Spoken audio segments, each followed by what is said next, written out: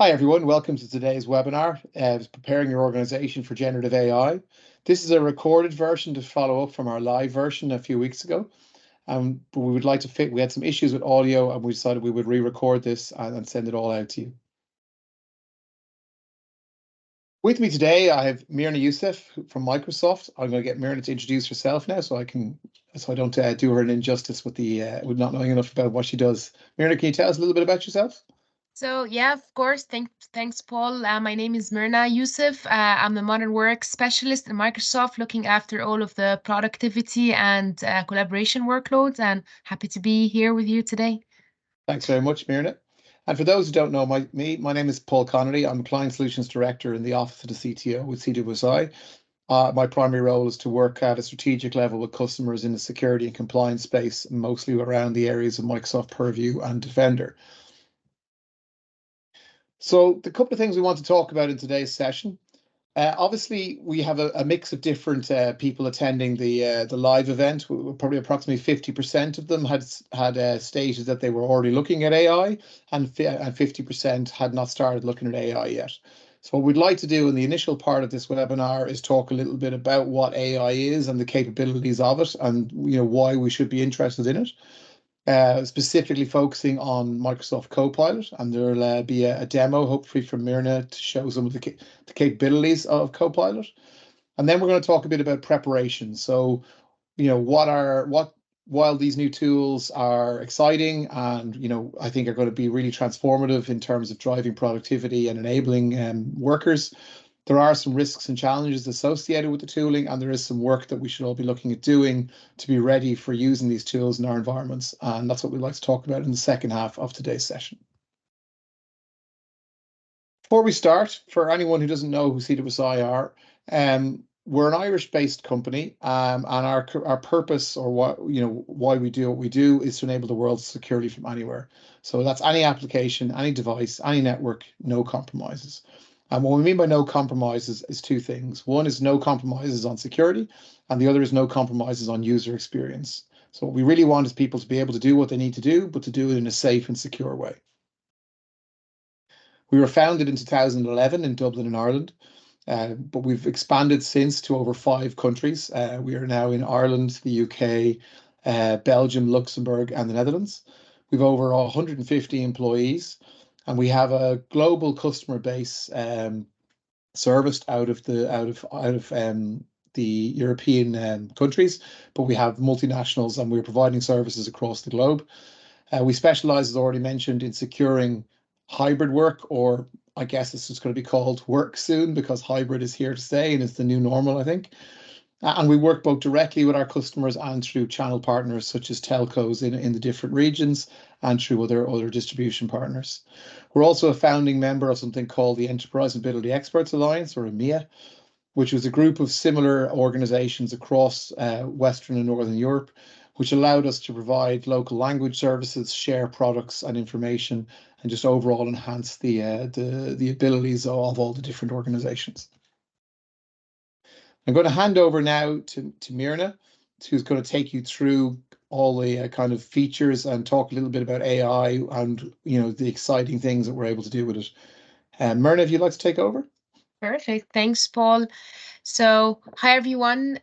So look, this is the agenda that we're going to cover today in terms of the MT65 Copilot. So we're going to give you a very brief introduction on the AI and productivity, and what is the Copilot in terms of the definition and how it can help you on your day-to-day work. And we're going to do a very quick demo on a few applications just to show you an essence of what you can achieve here. And then we're going to share very quick early findings from customers who already leveraged the early access program and started to use that in the past 3 to 6 months. And then I'm going to head over to Paul to speak about the security and readiness in terms of the Copilot.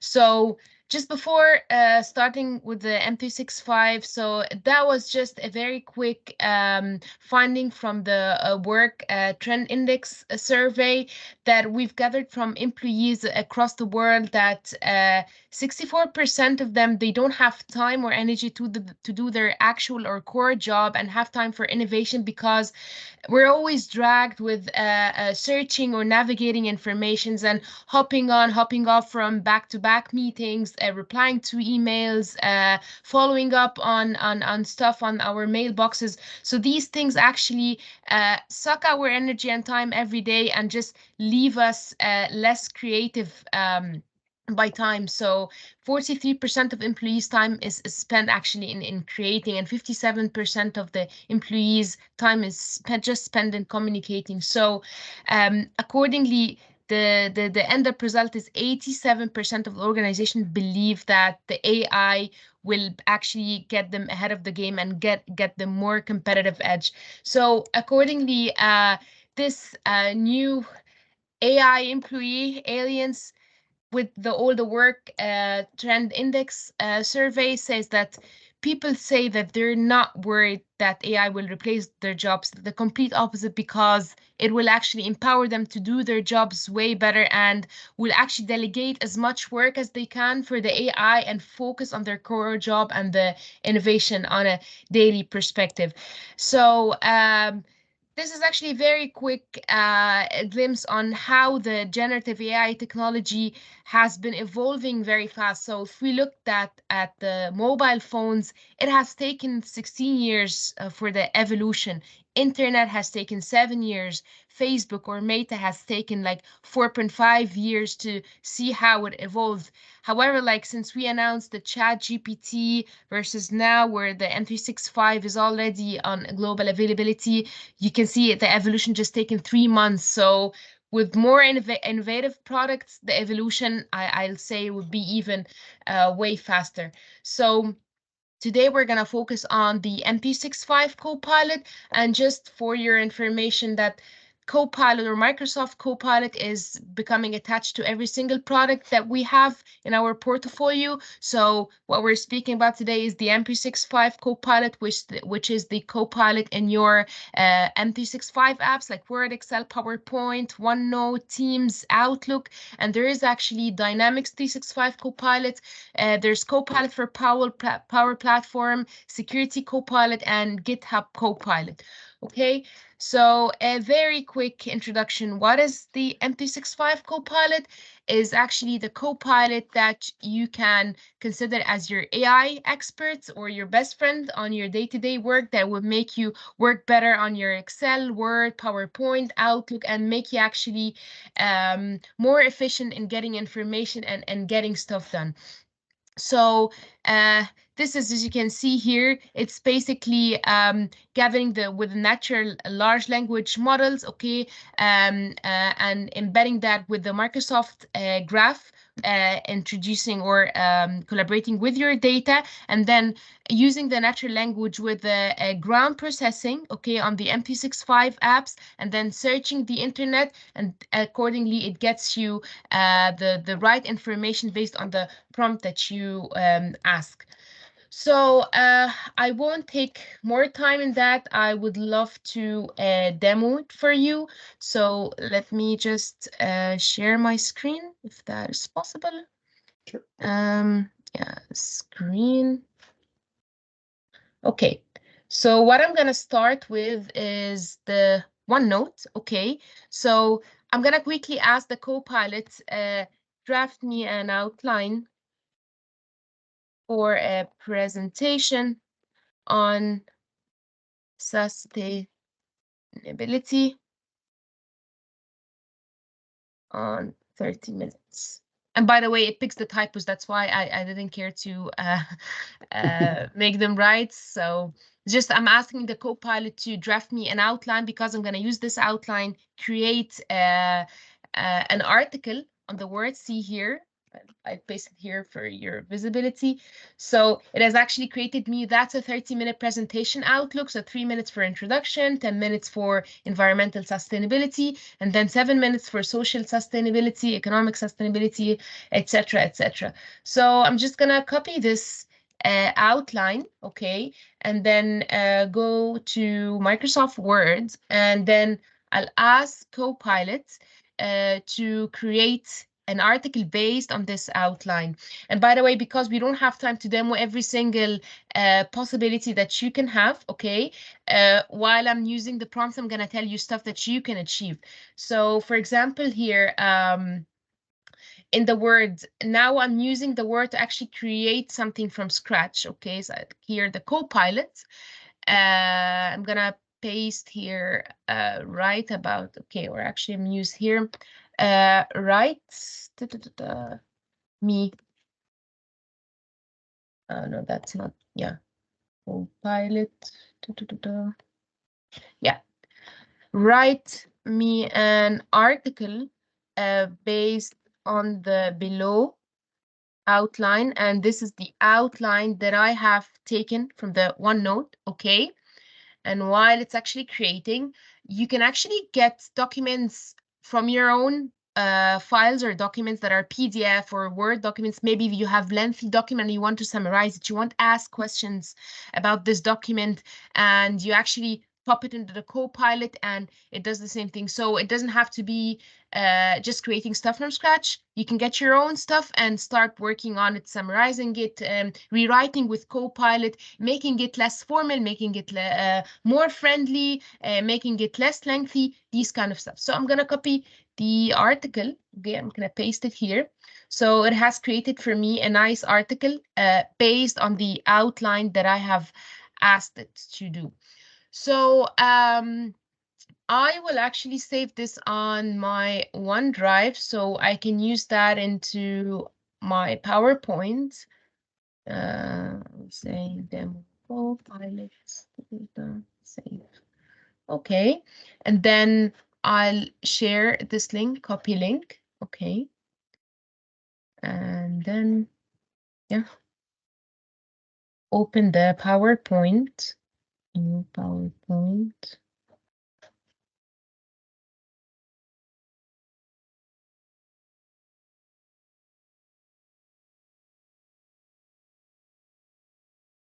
New. Okay, Copilot. So what I'm gonna do is actually the Copilot gives you some suggested prompts like create a presentation. So you can always say, okay, create presentation from scratch, like about this topic. So you write the topic that you want the PowerPoint to create the presentation on, or create presentation from a file, which I'm gonna use it right now. So you paste the link of the file that is saved on OneDrive and the PowerPoint creates it from. So I'm just gonna paste the link of the file that I have just created. And by the way, again, you can get a Word document, your own Word documents that is 120 pages, and just ask PowerPoint to create a presentation from this, and it will actually pick the outlines and create your presentation relevant to the Word document that you've got.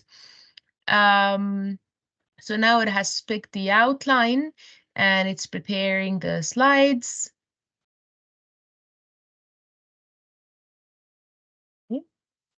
And again, see here, it's inheriting the sensitivity labels that is originally, and I'm sure Paul will gonna pick on the security. So if the content was sensitive, it's gonna be inherited there. So if I'm not allowed to copy any content from any document, the Copilot won't copy this content. So here, as you can see, sustainability has created agenda slide, introduction, and then picking on every outline, okay? And then I can ask it, okay, organize the presentation.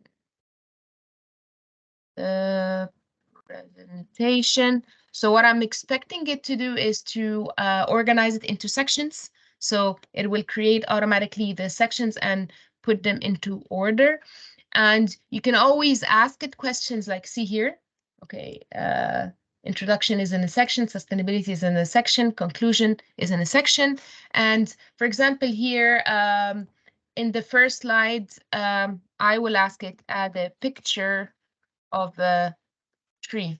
Okay, so you can ask it question like that. It will add the picture and actually adjust it to the design of the slide. It won't add like a random picture like that left and you're asked to finish the design. So that's an example. And again, summarize the presentation. If you receive a lengthy presentation, the Copilot can summarize it for you or organize it. We've tried that, etc. And you will have access to something called Copilot Lab if you add here more prompts. So these are prompts that are tested and validated by Microsoft and it's giving you idea. So if you have here the Copilot Lab, and once you have access to, I need to sign in. I hope it just, yeah, perfect.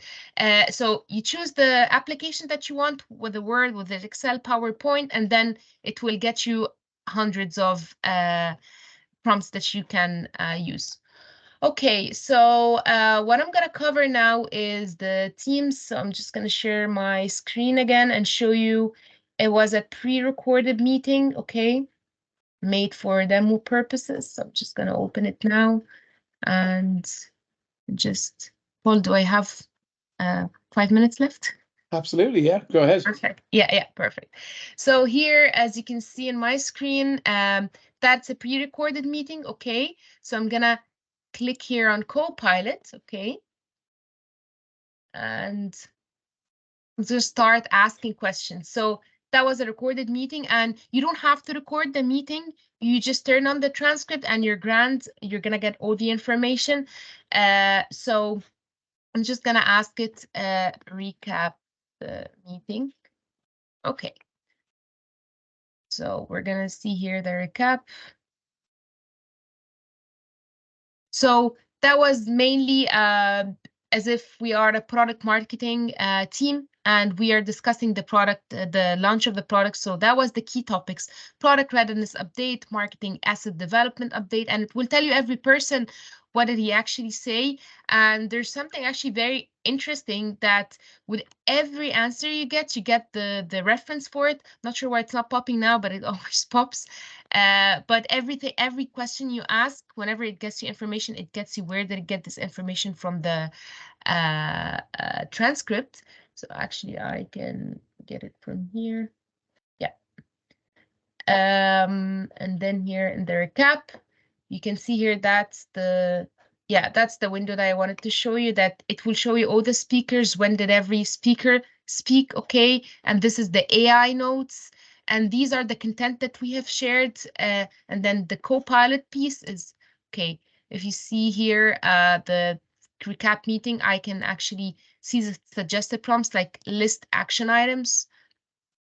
So it will tell you who's the action owner and what did it actually say. See here, this is the transcript, the reference that I was telling you about. So the action items was 4 action items, and this is between brackets the owner of every action item and where did it pick that from the transcript. And actually, one of my favorite ones is list action. Oh, list action items in a table with timeline column. Okay, so what I'm expecting here is the action item, the owner, the timeline in 3 different columns. So here you can see, yeah. So it will list it on a table here with the timeline, the owner, and what was the action items, okay? And you can actually use as well generate meeting notes. Generate meeting notes is basically combining the meeting minutes plus the action items, so it's ready for you to pop it on your Outlook and send it to the relevant audience. And stuff like that I used before, like a generate meeting notes. Okay, we've tried that. What was the quality of contribution of the meeting? And it will tell you, like, I cannot answer this as a question with confidence. It involves judgment on, because I've asked feedback on somebody. So it will tell you, I cannot answer this question with confidence because it involves judgment. Because again, every prompt you send, it goes back to the grounding process. So the grounding makes sure that you're not asking something that is related to race or gender or anything that is judgmental. So it won't definitely get you an answer for something like that. Yeah, I mean, you can ask questions like, what did Owen think about the launching? So Owen thought that the launching should not be delayed because it would risk generating negative news cycles, blah, blah, blah. And that was from the transcript. So you can ask natural language like that, or you can use the suggested prompts. So I think I am done with the demo. So we can share the screen again, Paul, please. Brilliant. Yeah, 2 seconds now. Thank you so much, Mirna. There's a lot of I hope very I cool was good stuff in on there, I time. have to say. Thank you. I can already see quite a number of things I'm looking forward to playing with myself. Yes.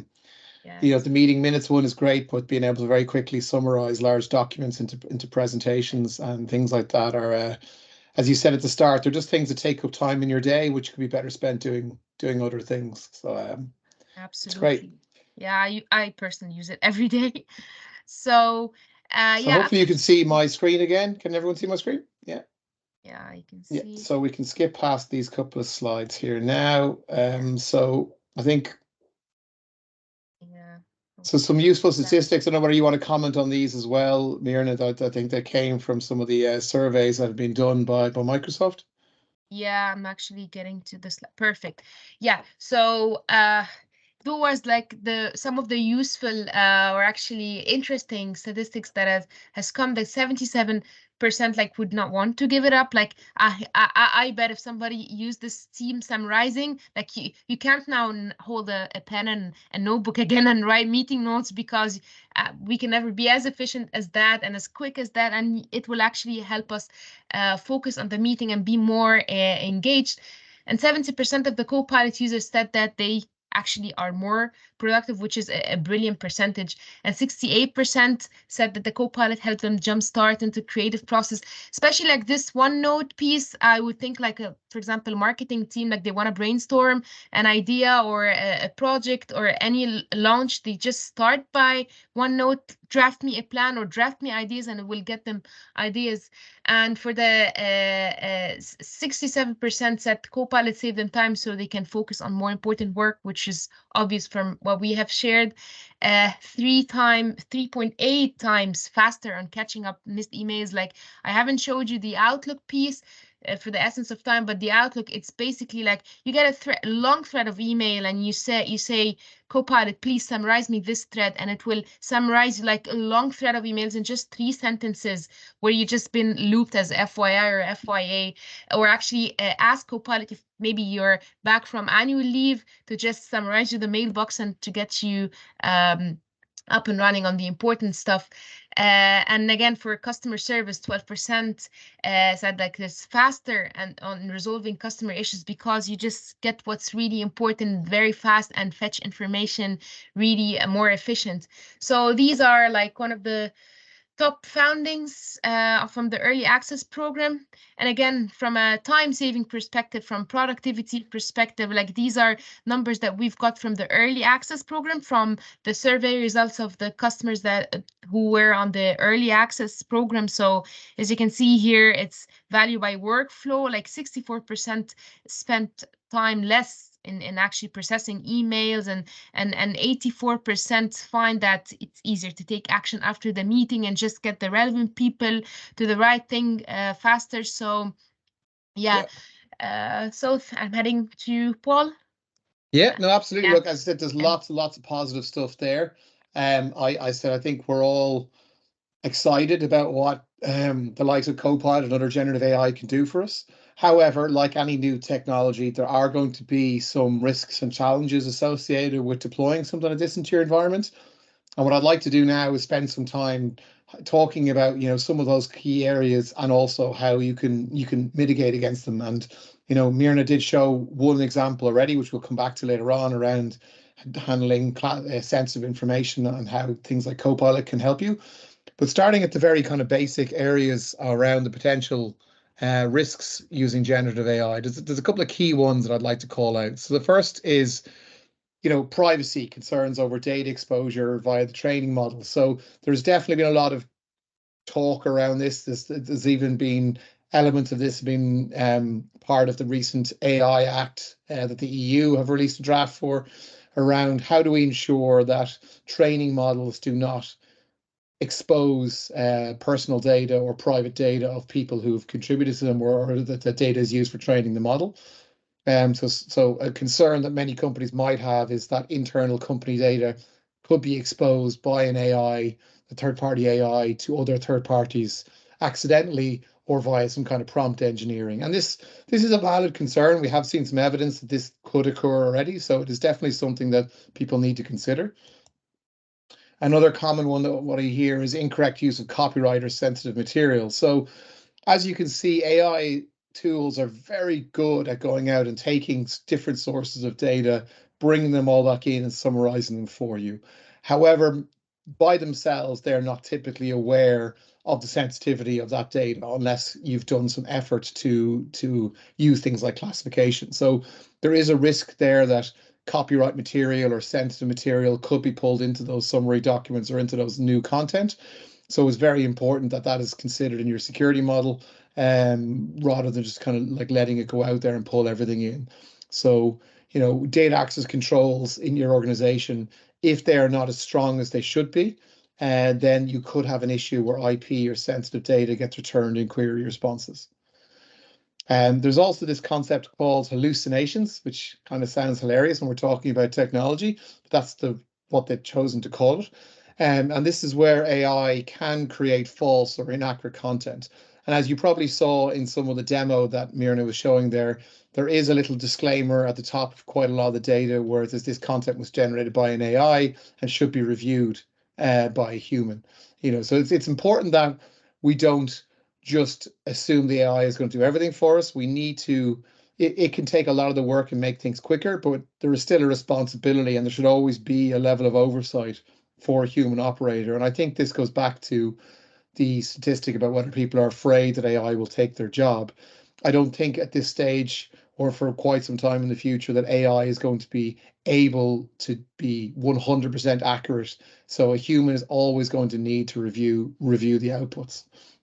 And that's important. It's something that needs to be considered in your business processes when you're embedding generative AI. And then finally, prompt engineering. So, we've seen security compromise or attempted compromise before through things like manipulating queries in like front ends of database systems and websites through things like cross-site scripting and various other types of attacks.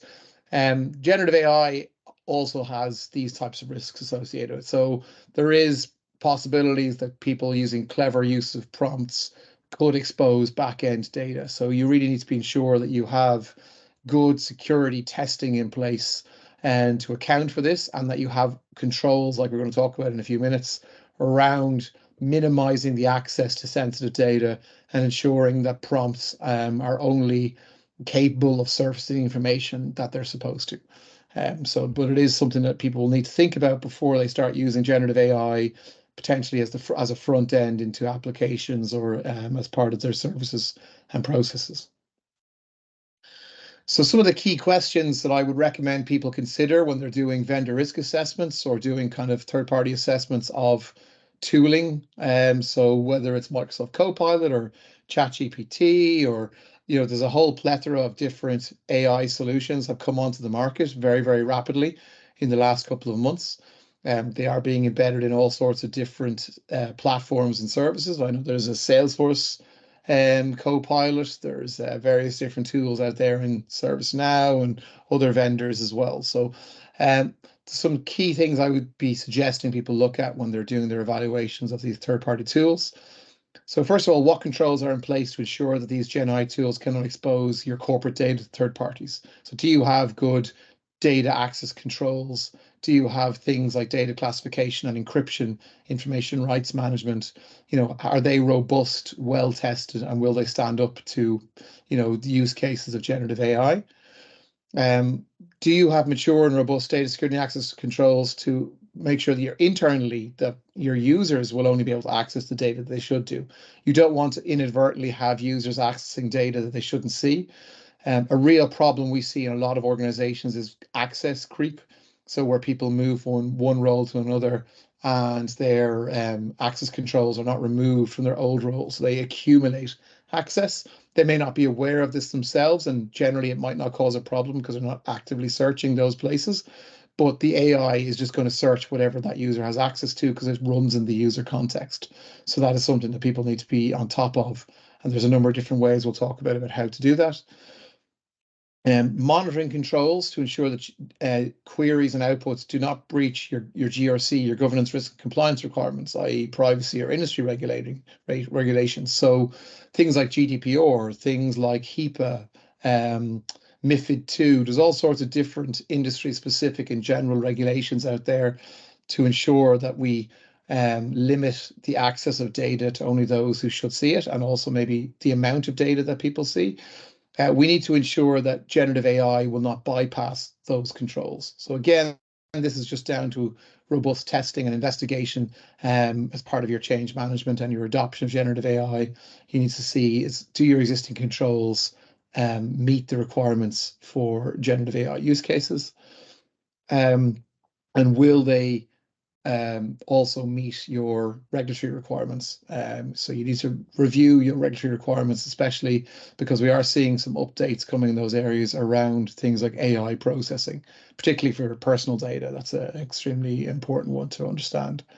And then finally, do you have the detection or protection controls in place to ensure prompts cannot be used to bypass controls or expose data? So this is where do your internal DLP monitoring and risk controls, are they able to scan inside the prompts? So when you see all those cool demos that Mirna was doing, where there's a Copilot window in each of your different Office apps, do your existing DLP and compliance controls, are they able to scan inside that prompt window, both for the prompt that Mirna is writing and in the output that comes back, so that you can reduce the risk, or at least have a audit log of what's going on in your environment.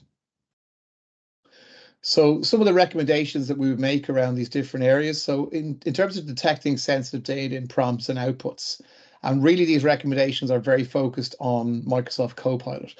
And the reason why we're doing that is, I think from what we've seen in this area, Copilot is definitely written for enterprise use cases and it comes with a number of security embedded controls and also interoperability with a lot of Microsoft's existing security and compliance controls. So that's really what we're talking about when we're talking about these recommendations.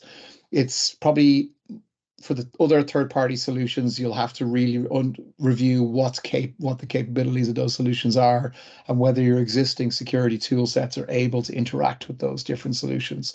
Whereas with the Microsoft Copilot piece, we know that there's things like Purview and Defender and Entra will all interact with those different solutions.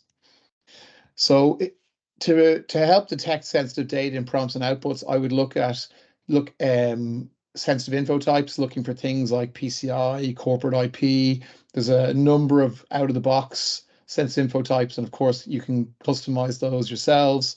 You can also use trainable classifiers and things like exact data matches to ensure that you're able to find your sensitive data in your environment. And in this particular case, find it in prompts and in AI-generated content. And that's something that is supported by Copilot. Deploying data classification using sensitivity labels. I think this is really important. We saw an example of this in the demo. So when new data is created from different source files, if those source files have been classified as confidential or extremely confidential or top secret, or however your internal classification system works, then that should follow through into the new content and clearly show the end user that they have got confidential data in this document, so that you don't end up bypassing those kind of controls. So I think that's really important. So it's before you're deploying something like Copilot, I think there's a strong argument to have data classification deployed in your environment. And then finally, using things like communication compliance, which is an extension to Purview, specifically for Teams, and also now Copilot, which allows you to analyze the actual user prompts for inappropriate language or sharing of confidential information. So we saw that there is already some semantic scanning there when Mirna was looking at the meeting summations, where you can't ask it to summarize kind of personal opinion, but You also want to make sure that people aren't putting inappropriate comments into prompts or asking inappropriate questions or trying to use prompts to pull out inappropriate information. And that's the kind of thing that communication compliance can both detect and actually prevent. So things like hate speech, inappropriate language, all those kind of things can be controlled in Copilot prompts using communication compliance. Preventing sensitive data from being reported in prompts. Again, we've already talked about the data classification piece, but in conjunction with that or on its own, you can also use information protection or information rights management. So primarily things like encryption to prevent that kind of data being surfaced in prompts. So, if data is encrypted, then Copilot will not be able to pull it back unless it was encrypted by the user who's doing the query. But you can control in your environment the ability for Copilot to surface encrypted information and prevent it appearing in outputs. And then the other piece is around user access controls on the access creep element. So things like Entra ID access reviews are really useful here. They can review group access membership, application access membership to ensure that only the right people have access. Excuse me. And enable kind of regular reviews by the data owners. So this is something that IT can delegate out to the business so that, for example, the head of HR can look at membership of HR groups and see should that person still have access to that file, location, or document and remove them in a timely fashion so that they then don't turn up in things like Copilot searches. And then finally, the regulatory requirements piece. Yeah, things like e-discovery can be used to find and remove Copilot data. So if you need to discover information in your environment for a regulatory investigation or for a subject access request, for example, or a freedom of information type of engagement, much like you can do with Teams, Purview e-discovery can detect Copilot data in queries. A lot of this data is stored in the user's mailbox as a hidden kind of location. But this can be surfaced using e-discovery, which is a really useful way of having a look at that information. And then, if you have to do an investigation, that you can find it. And if you're using retention capabilities like the data lifecycle management piece, you can ensure that that data is retained for as long as is required. Or conversely, if you're worried about, for example, personal data and you want to make sure you have a data minimization principle in place, retention rules, data lifecycle management could also be applied on those Copilot prompts. So, queries and responses that contain personal data can be removed in a timely fashion and aren't held for too long. So both of those types of tools can be used for Copilot data as well, which I think is really, really useful. Because people are going to build up libraries of these prompts really, really quickly. I think Mirna showed the lab where people can share prompts, but also your own personal prompts will be held in a type of history, somewhat similar to maybe an internet search history. So it's important that you put controls around those as well. So the key takeaways, just coming to the end here now, that I think everyone should consider is sensitivity labels, which is part of the data classification suite in Purview. They are displayed and return content to prompts as seen in the demo. And these are, if there's multiple sources with multiple types of sensitivity label, the document will always show the most restrictive because it makes sense. You want to, if you want to really the new document to go to the level of the most restrictive. So if you have a confidential document, a general document, and a public document, and you put all three into a summary, the summary document should be marked as confidential because it has confidential data in it. What's nice about this is not only does the sensitivity label appear visually to the end user, it's also, if there's any visual markings that are assigned to that sensitivity label, for example, watermarks or headers or footers, they will be inherited into the new document content as well. So if you create, as per the example we saw in the demo, a PowerPoint from a source Word document, if that source Word document had a watermark or a header or a footer, they will be pulled into the PowerPoint document as well, which again ensures that visual control is in place for confidential or classified information. It is important to note that Copilot requires the extract usage right to display content for encrypted files. So typically only the user who applies encryption has the extract usage right. So that if the person who applied encryption to the file is running the query, they will be able to query inside encrypted files. However, somebody else who has view access to that file will not be able to query that from a Copilot point of view.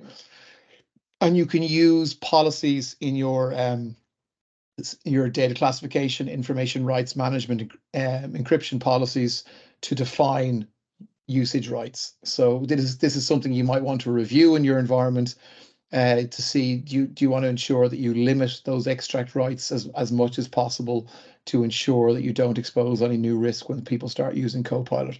But it can be set at a global setting for your different information rights policies and corresponding classification sensitivity labels.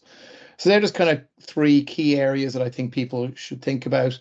It's definitely worth, if you haven't looked at it already, investigating the capabilities in Purview around data classification, information rights management, and data lifecycle management, which is really around encryption, retention, and classification.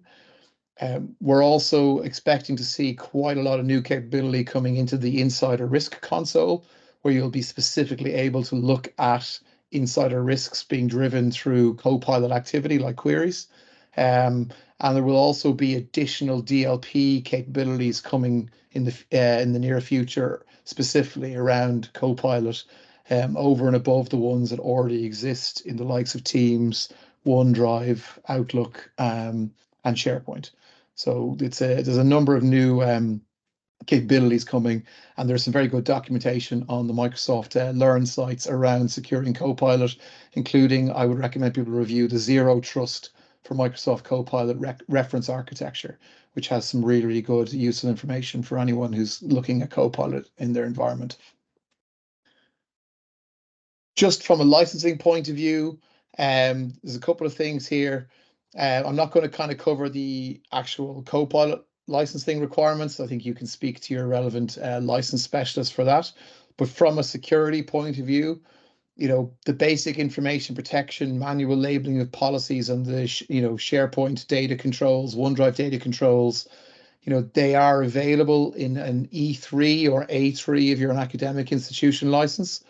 However, the really good advanced controls around automatic labeling, access reviews, data lifecycle management, which is the retention pieces, and things like communications compliance, you're really looking at an E5 or A5 type license for those. So that's just something, again, organizations need to consider looking at as part of their readiness assessments for getting ready for deploying Copilot in their environment. I'd like to thank everybody for their time today. And again, apologies for the audio and technical issues we had for the live broadcast. It does happen. Live demos and live webinars always run the risk of technical issues. But hopefully you'll found this re-recorded version, more detailed and much more useful. And I really appreciate Mirna's giving up her time today. Thank you very much, Mirna, for coming again and going through all your demo in detail. Thanks, Paul. Thanks, everyone. And just as a follow-up, we are offering a free 30-minute consultation offer with myself or one of our consultants to talk around all the areas we've spoken about today around those security and readiness information for Copilot. So please do reach out to your relevant CWSI sales account executive, or use the QR codes that we're going to leave up on screen for the next minute or so. Thank you again for your time.